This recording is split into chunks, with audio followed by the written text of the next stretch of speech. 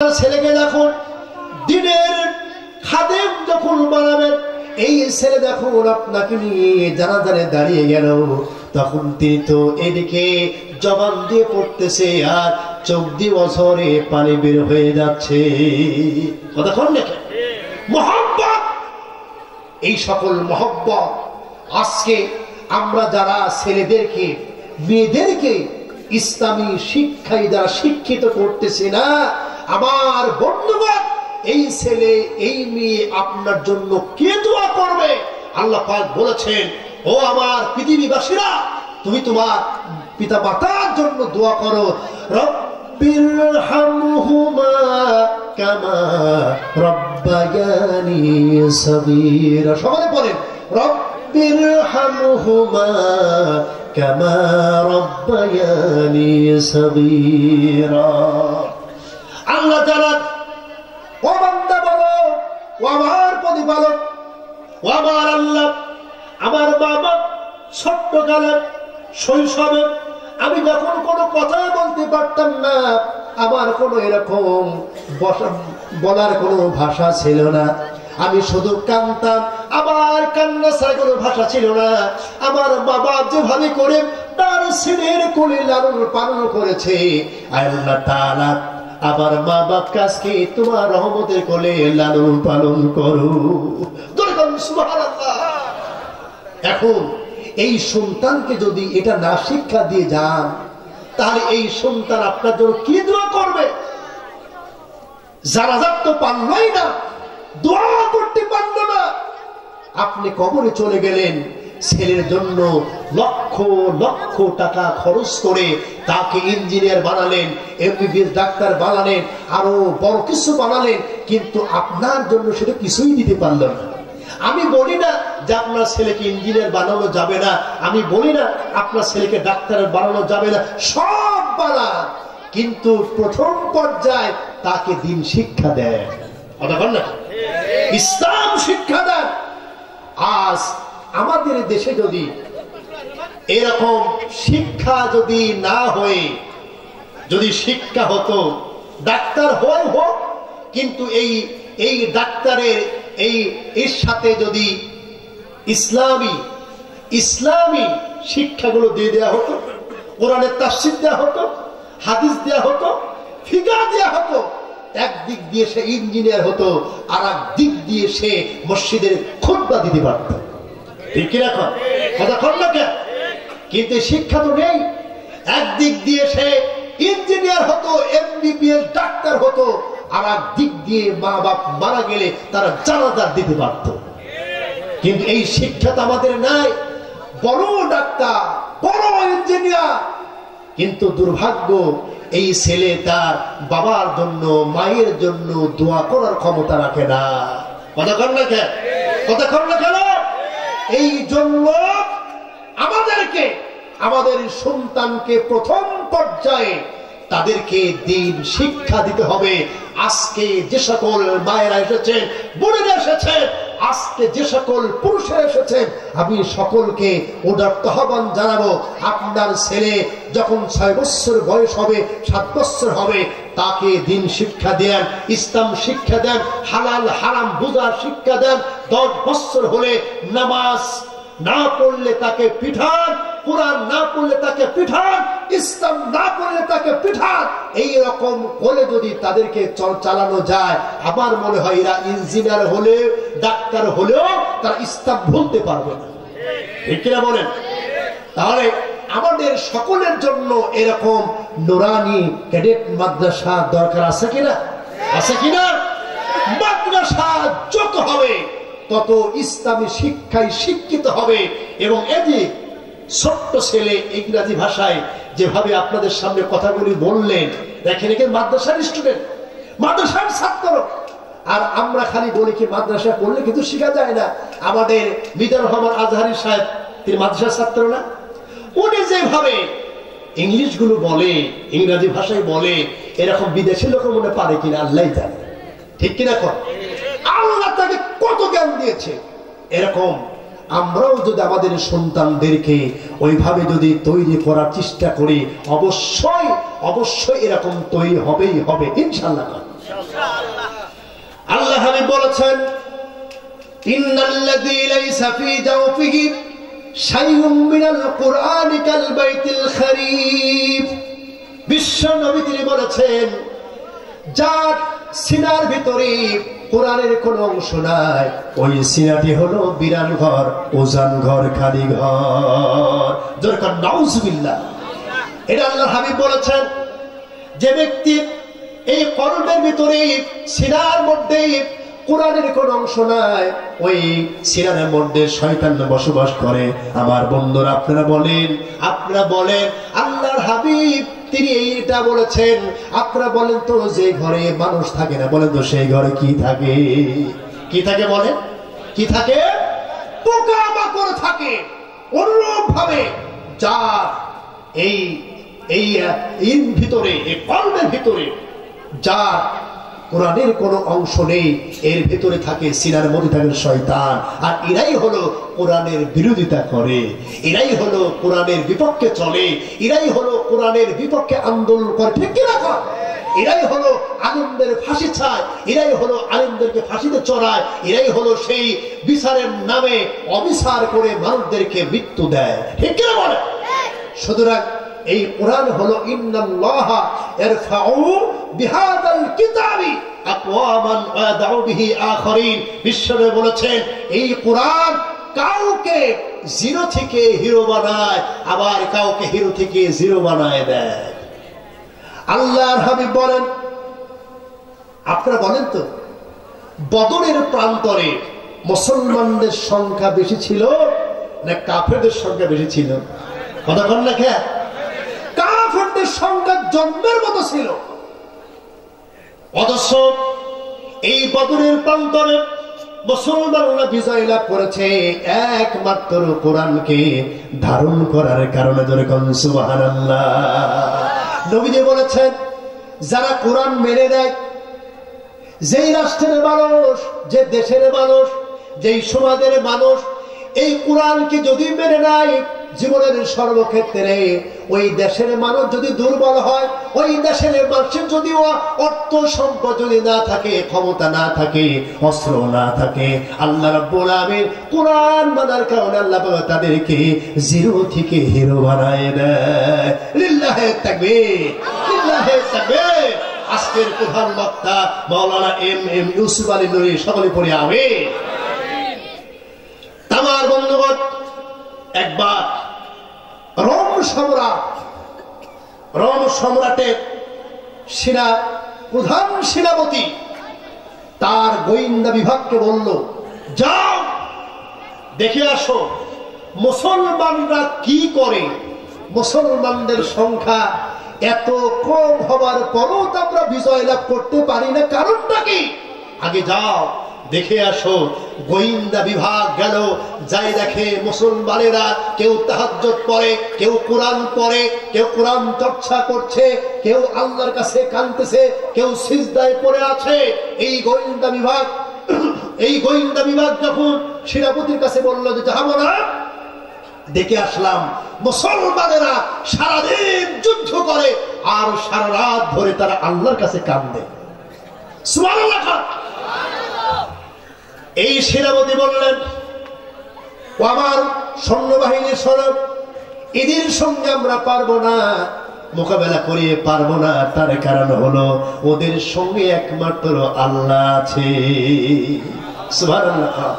যারা আমরা কোরআনের পক্ষে থাকবো, আমাদের সাথে কে থাকবে? বলে বলে কে থাকবে? আমরা কোরআনের পক্ষে না বিপক্ষে? যারা আলেমদের বিপক্ষে চলে, ইসলামের বিপক্ষে চলে, আমরা তাদের সঙ্গে কোন সময় দলবদ্ধ না। ঠিক রাখো। তো আজকে আমি আপনাদের সামনে নামাজের কথা বললাম। কিসের কথা বলেছি? নামাজের কথা বলেছি প্রায় 2 ঘন্টার কাছে। তো এত কষ্ট করে আপনাদের মাঝে কথাগুলি বললাম, আপনি যদি নামাজ না যদি পড়েন তাহলে এই কষ্ট তো আসলে বৃথা হয়ে যাবে। তা আপনারা সকলে নামাজ পড়বেন তো?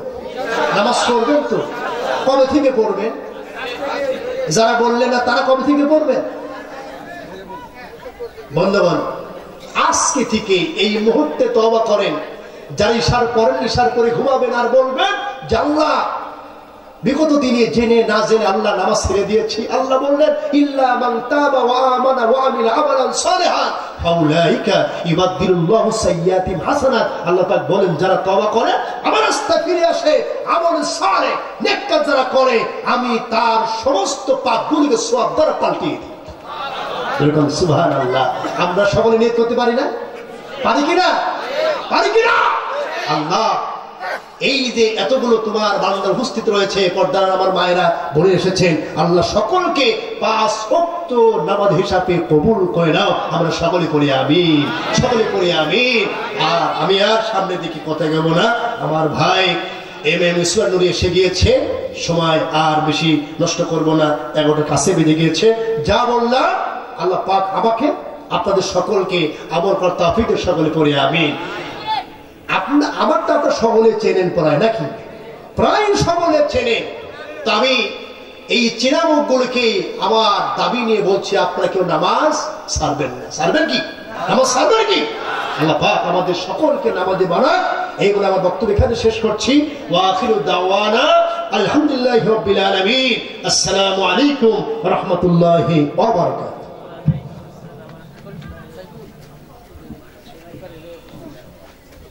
অশেষ ধন্যবাদ হাফেজ মাওলানা আবু তাহের বিন মেহের সাহেবকে। ধন্যবাদ স্পেশালি এই জন্যই, তিনি যে বক্তৃতা রাখছেন দীর্ঘ 2 ঘন্টার, এই 2 ঘন্টার মধ্যে এমন একটি সুন্দর বক্তৃতা আসছে যেটা ছিল গীবত মুক্ত এবং হিংস্রতা মুক্ত। এরকম স্বচ্ছ বক্তৃতা আমরা খুব কমই পাই। যাই হোক, আমরা তাকে আবারও ধন্যবাদ জানাচ্ছি এই সুন্দর বক্তৃতা দেওয়ার জন্য এবং তার কথার উপর আমল করার জন্য। আল্লাহ যেন আমাদেরকে তৌফিক নসিব করেন, সবাই বলি আমিন। এখন আমাদের সামনে উপস্থিত হয়েছেন মাওলানা এম ইউসুফ আলী নুরি সাহেব, যিনি সুদূর ময়মনসিংহ থেকে এসেছেন আমাদের মাঝে। তার মাঝে আজকের যিনি প্রধান অতিথি, তিনি আমাদের অতি সন্নিকটে আছেন। গাবতলী পশ্চিম পাড়ার পক্ষ থেকে আজকের প্রধান অতিথি আলহাজ ডাক্তার মোহাম্মদ বখতিয়ার, ব্যবস্থাপনা পরিচালক খাজা বদরুদ্দোজা মডার্ন হাসপাতাল, সফিপুর, কালিয়াপুর, গাজীপুর। তাকে গাবতলী পশ্চিম পাড়ার পক্ষ থেকে শুভেচ্ছা ও স্বাগতম জানাচ্ছি। তিনি আমাদের অতি সন্নিকটে আছেন, যার জন্য তিনি আমাদের আওয়াজও শুনতে পাচ্ছেন। আমরা আমাদের গাবতলী পশ্চিম পাড়া ক্যাডেট মাদ্রাসা ও মসজিদের পক্ষ থেকে শুভেচ্ছা ও স্বাগতম জানাচ্ছি। তিনি খুব অল্প সময়ের মধ্যে আমাদের মঞ্চে এসে উপস্থিত হবেন ইনশাআল্লাহ।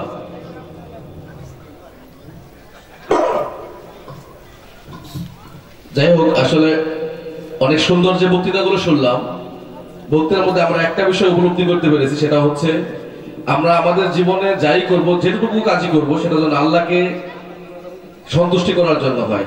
সেটা অবশ্যই আল্লাহকে সন্তুষ্টি করার জন্য হবে ইনশাআল্লাহ। আমাদের মাঝে উপস্থিত হয়েছেন আজকের প্রধান অতিথি আলহাজ ডাক্তার মোহাম্মদ বখতিয়ার, ব্যবস্থাপনা পরিচালক খাজা বদরুদ্দোজা মডার্ন হাসপাতাল, সফিপুর, কালিয়াপুর। আমরা তাকে গাবতলী পশ্চিম পাড়ার নুরানি ক্যাডেট মাদ্রাসা, মসজিদ এবং অত্র অঞ্চলের পক্ষ থেকে শুভেচ্ছা ও স্বাগতম জানাচ্ছি।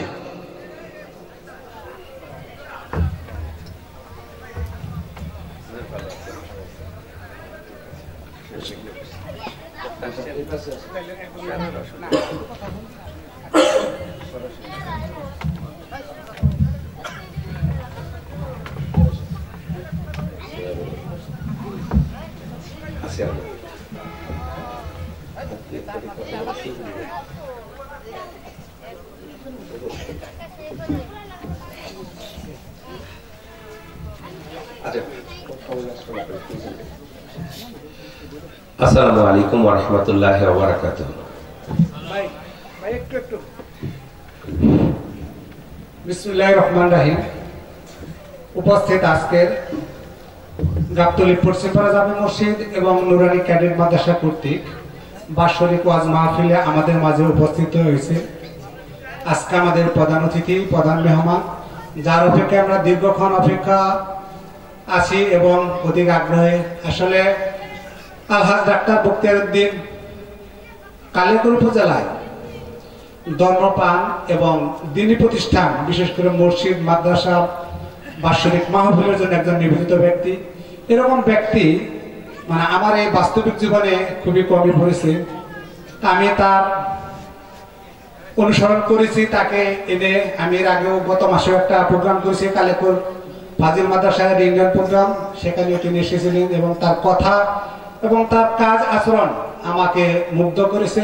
এই প্রেক্ষাপটে আমাদের এই গাবতলী পশ্চিমপাড়া মাহফিলও আমি তাকে প্রধান অতিথি করেছি এবং এই প্রেক্ষাপটে আমাদের মাঝে উনি শত ব্যস্ততার মাঝেও তিনি আমাদের মাঝে এসেছেন। আমরা আন্তরিকভাবে অভিনন্দন এবং শুভেচ্ছা জ্ঞাপন করছি গাবতলী পশ্চিমপাড়া, গাবতলীর সর্বস্তরের মুসলিম ভাইদের পক্ষ থেকে আমাদের এই শুভেচ্ছাটুকু গ্রহণ করবেন। ভাইয়ের মাঝে সাথে আছেন অনেক মেহমান, বিশেষ করে একজন সম্মানিত উপস্থিতি আছেন আমার এই স্নেহভাজন ছোট ভাই হাফেজ মোহাম্মদ আব্দুল সালাম, হাফেজ মোহাম্মদ আব্দুল সালাম এবং বিশিষ্ট ব্যবসায়ী চন্দা, এবং সেও খুব নিবেদিত এবং একজন শিক্ষাবিদ এবং শিক্ষা অনুরাগী আমাদের মাঝে উপস্থিত। এখন আমাদের মাঝে একটু গুরুত্বপূর্ণ কথা রাখার জন্য আমি আহ্বান জানাচ্ছি আজকের যে প্রধান অতিথি আলহাজ ডাক্তার বখতিয়ার ভাইকে তার মূল্যবান কিছু কথা রাখার জন্য আমি সুবিধা অনুরোধ করছি।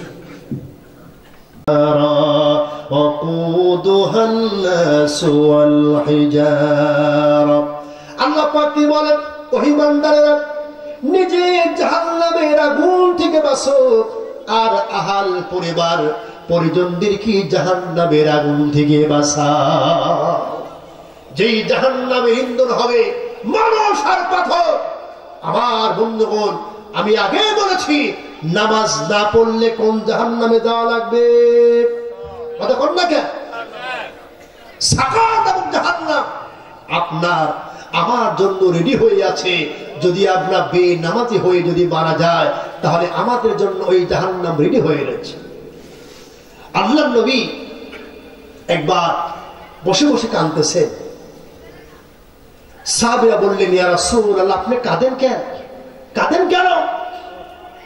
তখন নবীজি বললেন, এই মাত্র জিবরাইল আমাকে জানাই গেল যে আমার যে সকল দাড়ি পাকা চুল পাকা উম্মত আছে এদের ব্যাপারে আল্লাহ পাক জানিয়েছেন যে এদেরকে শাস্তি দিতে আল্লাহ লজ্জা লাগে। সুবহানাল্লাহ, সুবহানাল্লাহ। দাড়ি পাকা চুল পাকা যে সকল আল্লাহর বান্দা বান্দি আছে, যাদের বয়স হয়ে গেছে, এদেরকে শাস্তি দিতে আল্লাহ লজ্জা লাগে। এই কথা সাহাবীরা শোনার পর বললেন, ইয়া রাসূলুল্লাহ, ইয়া হাবিবাল্লাহ, এটা খুশির সংবাদ, আপনি কাঁদেন কেন? নবীজি বললেন, এই জন্য কাঁদতেছি, আমার দাড়ি পাকা চুল পাকা কত আমার উম্মত আছে, ইসলামকে তারা মানে না, আছে না, দ্বীনকে তারা মানে না।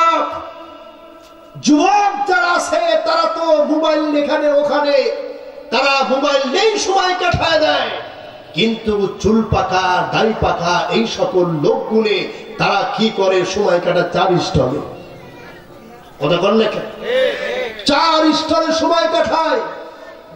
সেখানে সেই বিহাপনা নোংরামো গান বাজনাগুলো তারা শুনতে থাকে। এরা নামাজ পড়ে না, এমন বিড়ি খাওয়া খায়, দারু সাদা, বিড়ির ধোঁয়াও সাদা, কথা কন না কেন? আল্লাহ রাসূল বললেন, এই জন্য আমার কন্দন হয়, আমার এই উম্মত গুলো এরা কেন আল্লাহকে ভয় করে না, কেন আল্লাহর ইবাদত করে না। এই কারণে আমার ভয় হয় যে এদের অবস্থা কি হবে। আল্লাহ নবী তিনি বারবার তিনি কাঁদতেছিলেন। আমার বন্ধুগণ, মুনিবিনা ইলাইহি ওয়াত্তাকুহু ওয়াকিমুস সালাতা ওয়ালা তাকুনু মিনাল মুশরিকিন।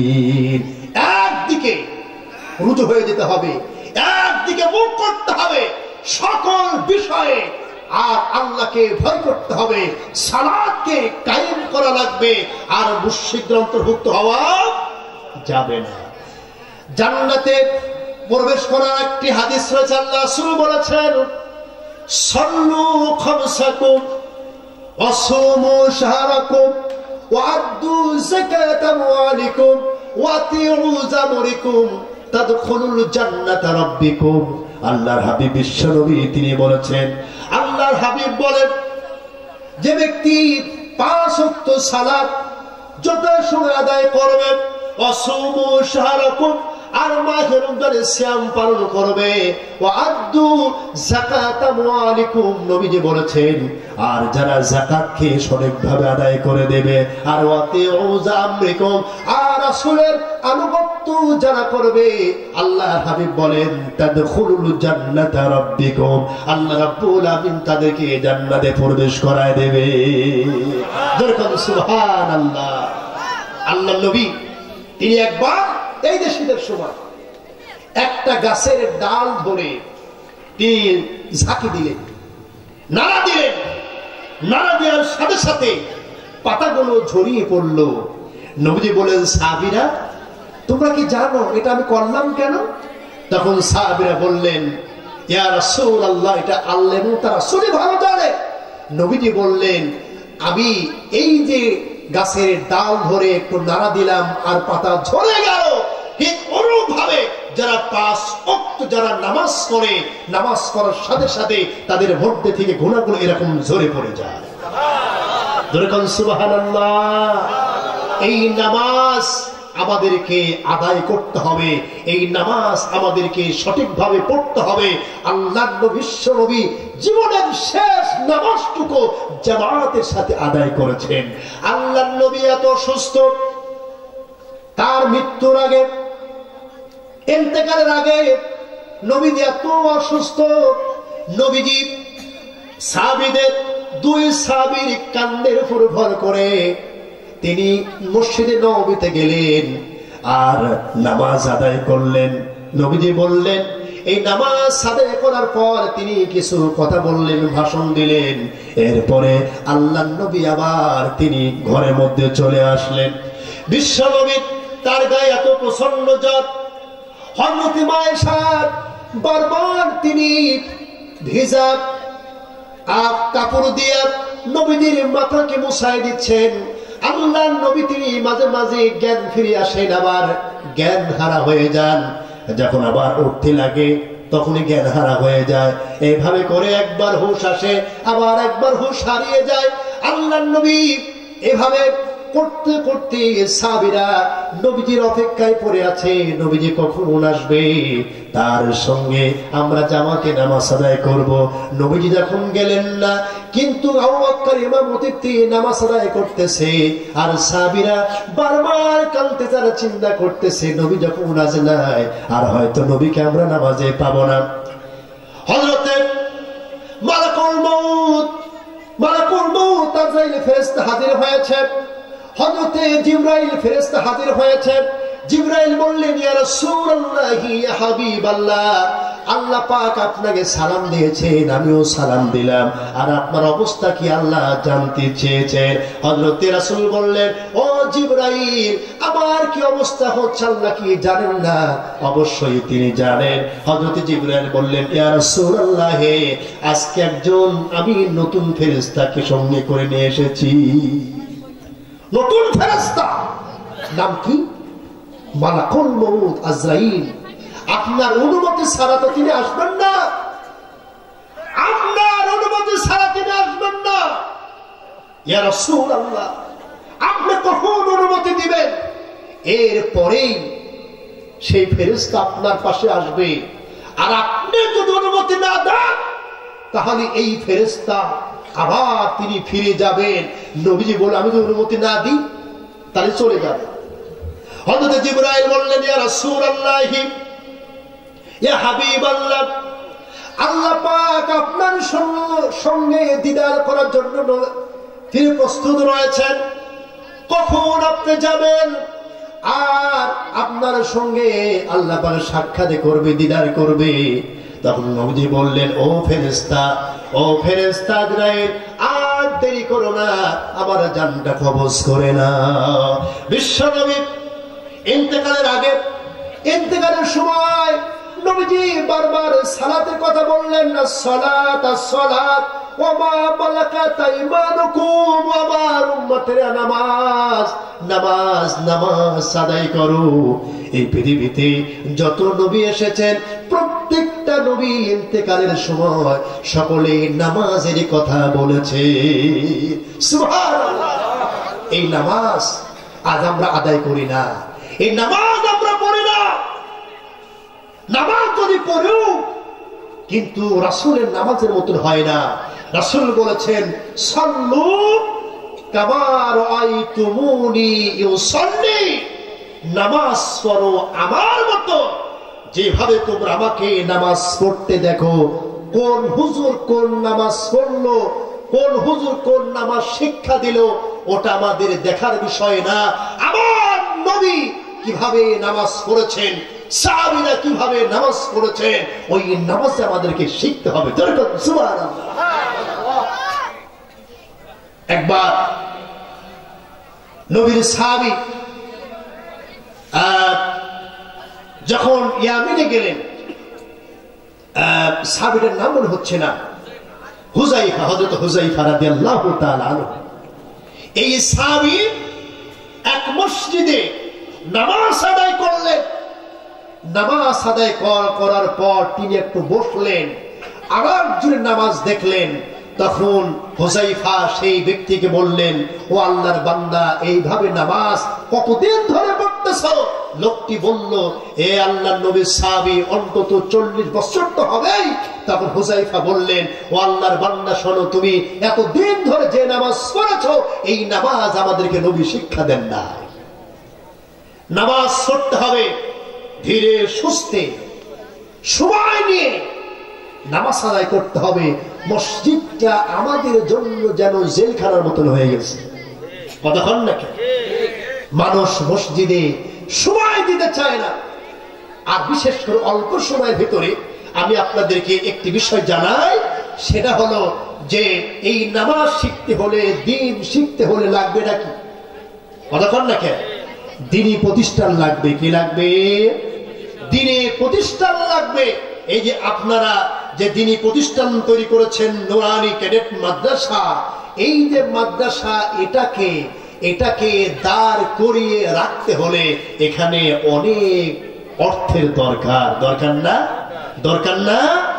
আর যারা কোরআনের সাথে, ইসলামের সাথে যারা নিজের মন প্রাণ অন্তর জুড়িয়ে রাখবে, এই কোরআনকে যারা অনুধাবন করবে এবং কোরআন দিয়ে যারা আমল করবে, এই সেই লোকের ব্যাপারে রাসূল বলেছেন, ইকরাউল কুরআন ফাইন্নাহু ইয়াতি ইয়াউমাল কিয়ামাতি শাফিআন লিআসহাবিহি। আল্লাহর হাবিব বলেন, যে ব্যক্তি কোরআন শিখবে এবং কোরআন অনুযায়ী আমল করবে আর কোরআনের বিধানগুলো তিনি প্রচার করবেন, কায়েম করবেন, আল্লাহর হাবিব বলেন কিয়ামতের দিনে কোরআন তার ব্যাপারে সুপারিশ করবে। সুবহানাল্লাহ। কোরআনুল কারীমের ভিতর কিছু কিছু সূরা আছে, কিছু কিছু আয়াত আছে এমন গুরুত্বপূর্ণ। আল্লাহর হাবিব বলেছেন, কোন ব্যক্তি যদি প্রত্যেক ফজরের নামাজ ফরজ সালাম ফিরার পর, নামাজের সালাম ফিরার পর আয়াতুল কুরসি যদি কেউ পাঠ করে, আল্লাহর হাবিব বলেন তার জান্নাতে যাওয়া, তার মৃত্যুটাই বাধা রয়েছে। আল্লাহ রাসূল আরো বলেছেন, সূরা মুলক 30টি আয়াত নিয়ে একটি সূরা, 29 নম্বর পারার প্রথম সূরা সূরা মুলক। এই সূরা প্রতিদিন যদি কোনো ব্যক্তি ঘুমানোর আগে তেলাওয়াত করে যদি ঘুমিয়ে যায়, আল্লাহর হাবিব বলেন যে এই ব্যক্তিকে জান্নাতে যতক্ষণ পৌঁছাতে পারবে না ততক্ষণ পর্যন্ত সূরা মুলক আল্লাহর সাথে ঝগড়া করবে। সুবহানাল্লাহ। তাহলে এই সকল শিক্ষা, এই সকল আমল, এটাকে ঘরে বসে শেখা যাবে? ঘরে বসে শেখা যাবে? এগুলি শিখতে গেলে লাগবে কি? মাদ্রাসা। কি লাগবে বলেন? কি লাগবে?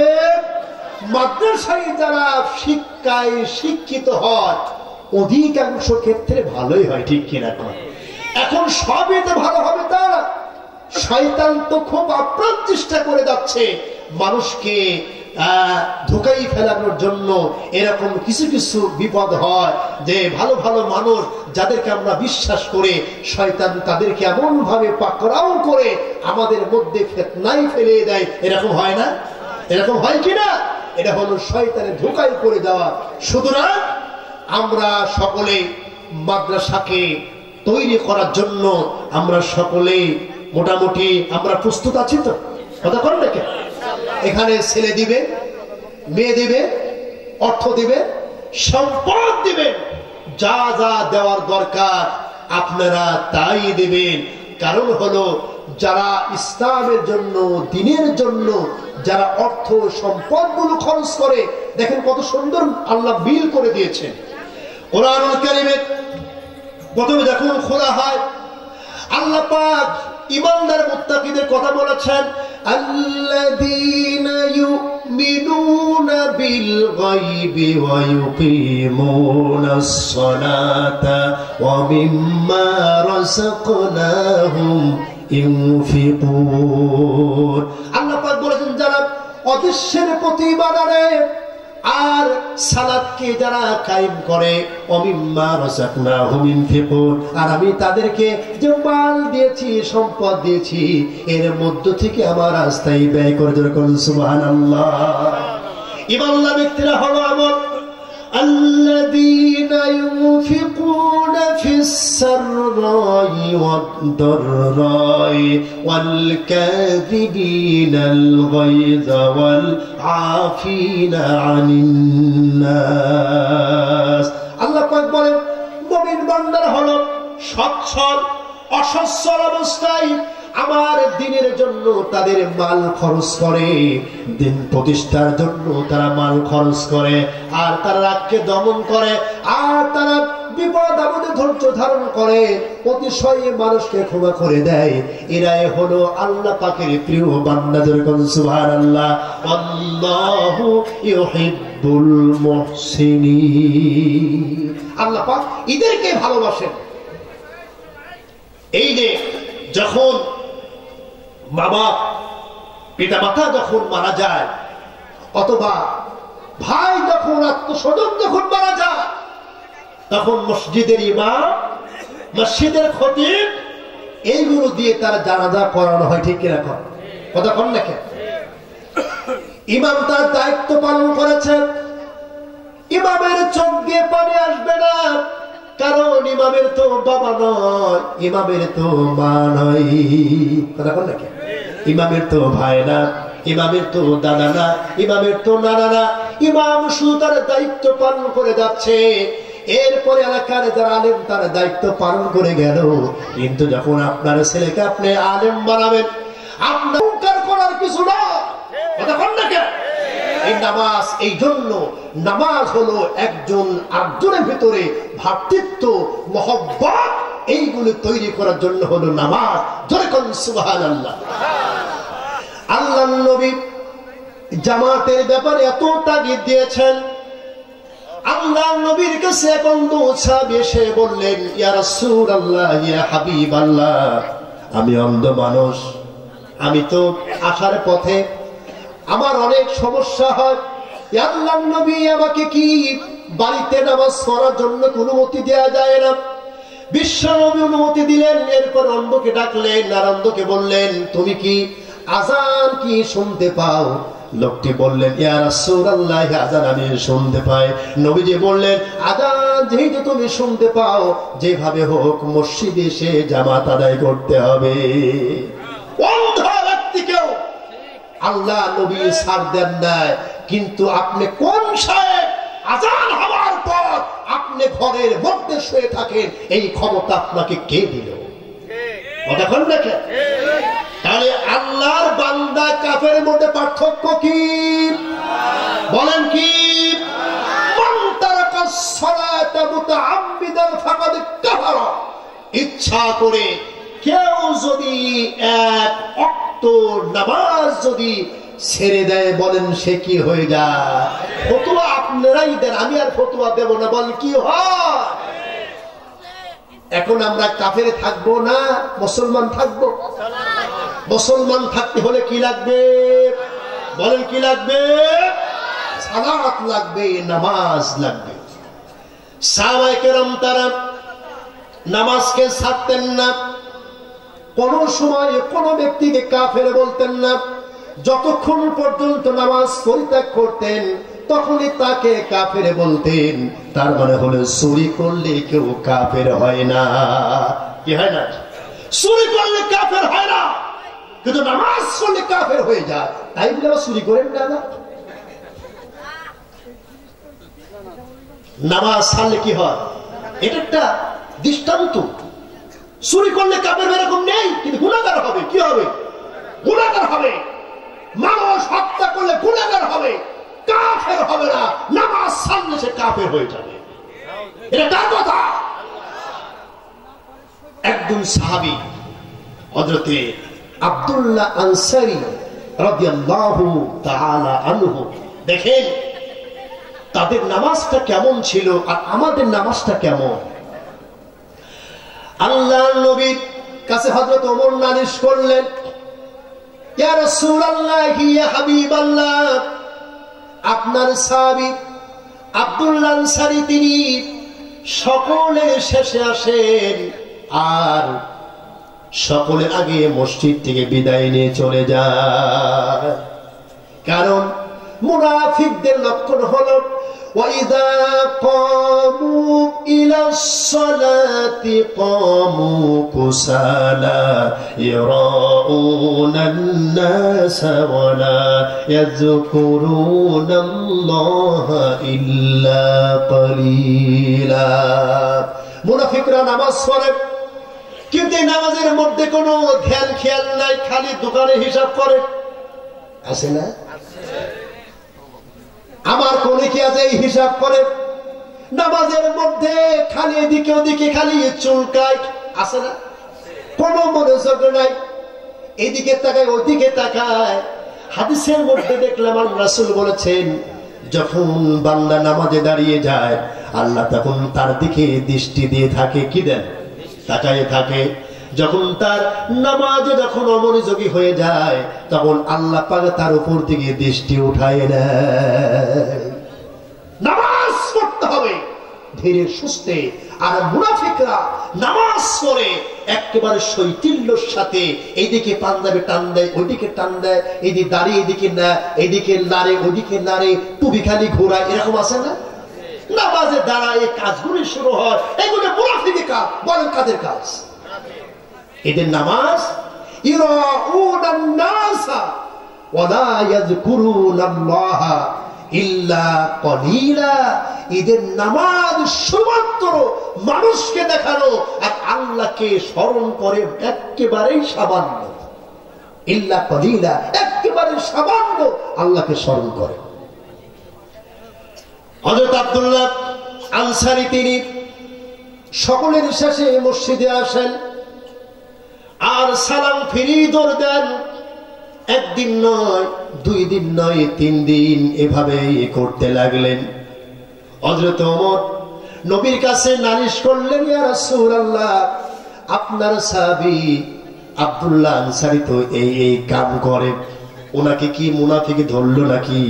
ও আল্লাহর নবী, আপনি তো বলেছেন মসজিদে হলো মুনাফিকদের জন্য খারাপ, মানে অশান্তির জায়গা, আর হলো বাজার ঘাট হলো তাদের জন্য শান্তির জায়গা।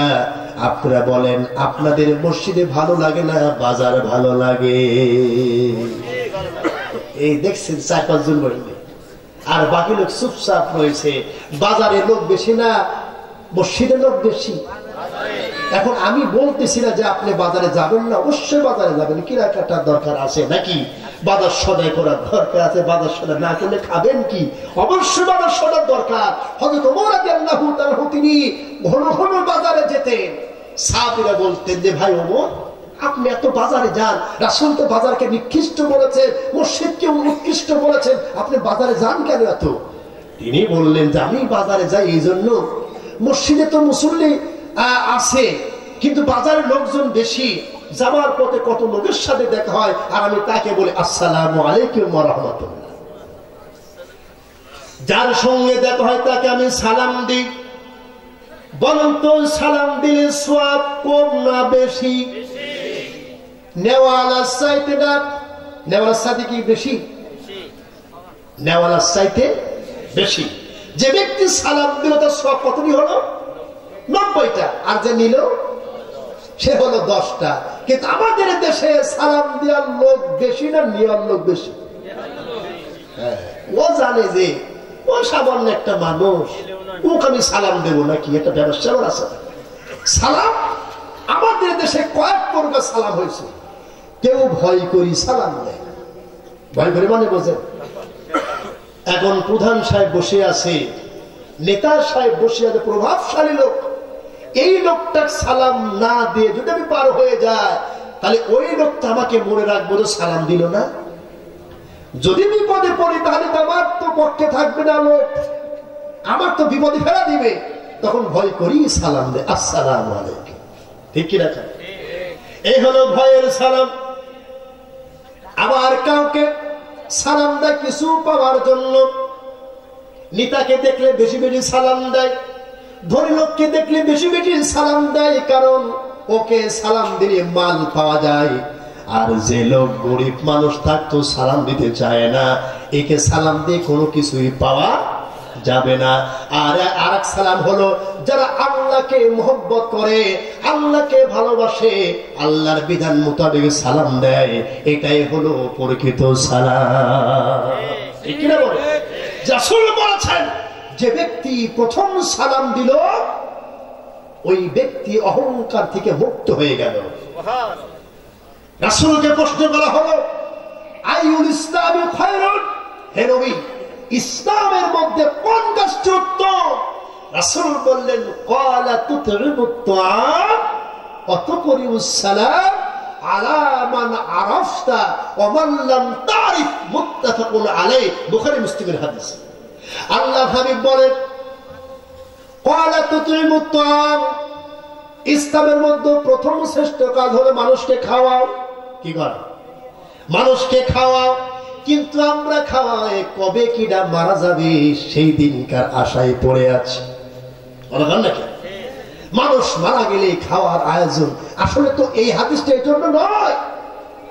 আজ প্রতিবেশীর সাথে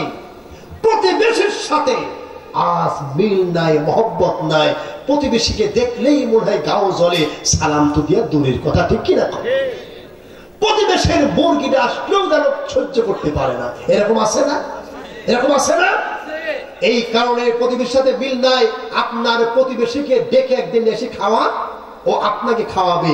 দেখবেন এই খাওয়াতে খাওয়াতে আপনি সালাম দিবেন, ও সালাম দিবে। এরকম সালাম আর খাওয়াতে দেখবেন এমন মিল মহব্বত হয়ে গেছে, ওর দ্বারা আপনার ক্ষতি হবে না, আপনার দ্বারা ওর ক্ষতি হবে না। কথা বল লেখা, এটা কি চালু আছে? খাওয়ানো চালু আছে? বরং খালি হিংসা আর হিংসা। আর প্রতিবেশী যদি টাকা পয়সার মালিক হয়ে যায় তখন সে আরো খালি বদদুয়া করে, আল্লাহর হলো কিভাবে। কথা বল লেখা। আল্লাহর হাবিব বলেন তুমি যদি সম্পদের মালিক হতে চাও, তুমি যদি দুনিয়ায় বড় কিছু হতে চাও, তাহলে অন্য তোমার ভাইয়ের জন্য ভালো দোয়া করো। আল্লাহ তুমি সম্পদ দাও, আল্লাহ তুমি ওকে ভালো করে দাও। নবীজি বলেছেন ওই দোয়া আল্লাহ তোমার জন্য কবুল করে নেবে। কিন্তু আমরা খালি হিংসা আর হিংসা, কিভাবে তাই খাটো করা যায়, কিভাবে ছোট করা যায়, এটাই হলো আমাদের নেশা। দরকার নাউজুবিল্লাহ। আল্লাহর নবীর কাছে ওমর যখন নালিশ করল, ইয়া রাসূলুল্লাহ, ইয়া হাবিবাল্লাহ, আপনার সাহাবী হযরত আব্দুল্লাহ আনসারী তিনি সকলের শেষে মসজিদে আসেন আর সকলের আগে বের হয়ে যান। এ আল্লাহর নবী, ওনাকে কি মুনাফিকে ধরলো নাকি? নবীজি তো সরাসরি কাউকে এভাবে বলতেন না। আর কয়েকজন সাহাবী যখন নবীজিকে বললেন, বিশ্বনবী বললেন না, এরকম না, আচ্ছা চলো আমরা তার কাছ থেকে শুনি তার সমস্যাটা কি। হযরত ওমর আর কয়েকজন সাহাবী নিয়ে আব্দুল্লাহ আনসারীর বাড়িতে গিয়ে নবীজি বললেন, আসসালামু আলাইকুম ইয়া আহলাল বাইত। একবার নয়, দুইবার নয়, তিনবার আল্লাহর নবী সালাম দিলেন। ভিতর থেকে সালামের কোনো জবাব আসলো না। আব্দুল্লাহ আনসারী তিনি খুব তাড়াহুড়া করে এসে নবীজির সালামের জবাব দিয়ে বললেন, লাব্বাইক ইয়া সাদ্দাইক ইয়া রাসূলুল্লাহ। নবীজি বললেন, তুমি জানো না আল্লাহর নামে যদি কারোর উপর রাগান্বিত হয়ে যান আল্লাহ তাকে ধ্বংস করে দেন, তুমি জানো না? আমি তোমাকে বারবার সালাম দিচ্ছি, তারপর সালামের জবাব কেন আসতেছে না? তখন আব্দুল্লাহ আনসারী বললেন, ইয়া রাসূলুল্লাহ, আপনি আমাকে ক্ষমা করবেন। ইয়া আল্লাহর নবী, আমার বাড়িতে, হাদিসটা খুব গুরুত্ব সহকারে শুনবেন, আজকে আমাদের কত পোশাকের অভাব নাই। এই সাহাবী বললেন, ইয়া রাসূলুল্লাহ, নামাজ পড়ার জন্য মাত্র একটা পোশাক, আর নামাজ তো পড়তে বলা হয়েছে সময় মতো, অর্থ মতো। এখন আমি যদি নামাজ পড়ি ইয়া রাসূলুল্লাহ মসজিদে বসে থাকি, তাহলে আমার স্ত্রীর তো নামাজ পড়া হয় না। ইয়া আল্লাহর নবী, আমি এই জন্য সকলের শেষে যায়, সকলের আগে বের হয়ে আসে। আল্লাহর নবী, আমার স্ত্রী নামাজ পড়বে আমার এই কাপড় দিয়া, আমি আমার কাপড় আমার স্ত্রীকে দিয়ে আমি গর্তের মধ্যে আবার থাকি। আল্লাহর নবী, এই পোশাক পরে মানুষের সামনে ঘোরা যায় না। আল্লাহর নবী, ইয়া রাসূলুল্লাহ, আমার স্ত্রী নামাজ পড়তেছিল, আমি কি করে তাকে বলি, হে আমার স্ত্রী নামাজ শেষ করে দাও? আমি তাকে বলতে পারি না, ইয়া রাসূলুল্লাহ, আপনি বারবার সালাম দিচ্ছেন, আমি তো শুনতে পাচ্ছি, কিন্তু আমি তো আমার স্ত্রীকে নামাজ ভঙ্গ করতে বলতে পারি না। আল্লাহর নবী, নামাজ আমার স্ত্রী শেষ হলো, ওই পোশাকটি পরে আমি আপনার সামনে হাজির হলাম। আল্লাহর নবী কাঁদলেন, সাহাবীরা কাঁদলেন। প্রধান বক্তা আসছে না? আচ্ছা, 10:30 বেজে গেল পরে।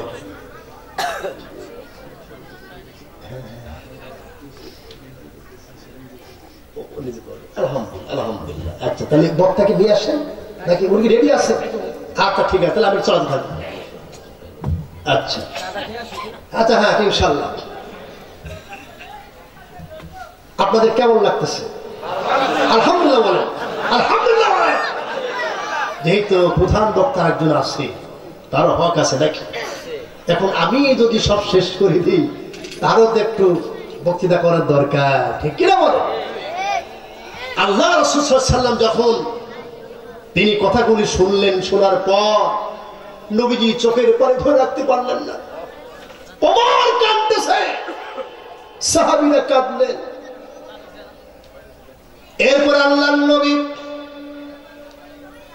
এই সাহাবী বাড়ির মধ্যে প্রবেশ করলেন, ঢুকে দেখলেন তার সন্তানকে বেঁধে রাখা হয়েছে। সন্তানটি তিনি কন্দন করতেছে, কাঁদতেছে। এবার নবীজি বললেন, আব্দুল্লাহ রে, সব কথাই তোমার ভালো লাগলো, কিন্তু তোমার সন্তানকে কেন বেঁধে রেখেছো?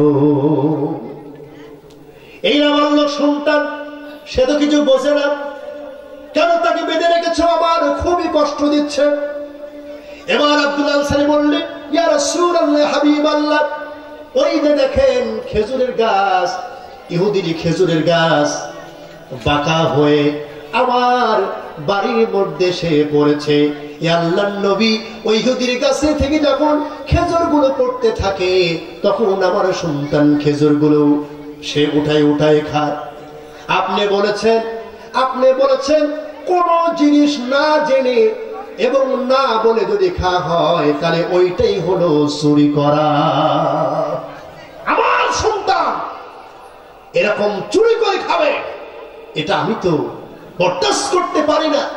আর আমার সন্তানের দেহের ভিতরে এই চুরি করার সম্পদ তার দেহের মধ্যে ঢুকবে, আমার সন্তান জাহান্নামে যাবে, এটা আমি বরদাস্ত করতে পারি না। ইয়া রাসূলুল্লাহ, এই জন্য আমি আমার সন্তানকে বেঁধে রেখেছি। সুবহানাল্লাহ। এজন্য আল্লাহ পাক বলেন, ইয়া আইয়ুহাল্লাযীনা আমানু কু আনফুসাকুম ওয়া আহলিকুম